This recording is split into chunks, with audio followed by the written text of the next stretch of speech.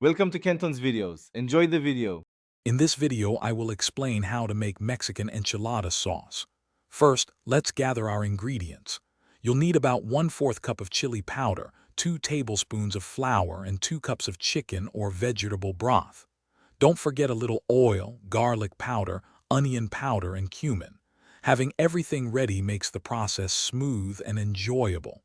This simple list will set you up for success.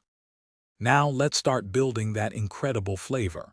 Heat 2 tablespoons of oil in a medium saucepan over medium heat. Once warm, whisk in 2 tablespoons of all-purpose flour. Cook this mixture, stirring constantly for about 1 minute.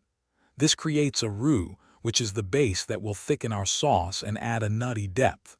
It's a crucial step for a rich, authentic texture. Next, we'll bring it all together. Gradually whisk in 2 cups of chicken or vegetable broth, ensuring there are no lumps. Then stir in your 1/4 cup of chili powder, along with 1 teaspoon each of garlic powder, onion powder, and cumin. Bring the mixture to a gentle simmer, then reduce the heat to low.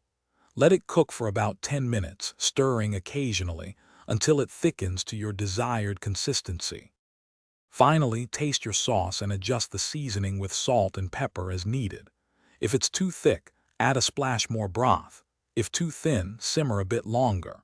This rich, flavorful sauce is now ready for your enchiladas. Pour it over tortillas filled with cheese, meat, or vegetables and bake until bubbly. For more great deals and the link to Little Tree's black ice, check the description below. Enjoy your homemade Mexican feast. Thanks for watching. Consider subscribing if we helped you.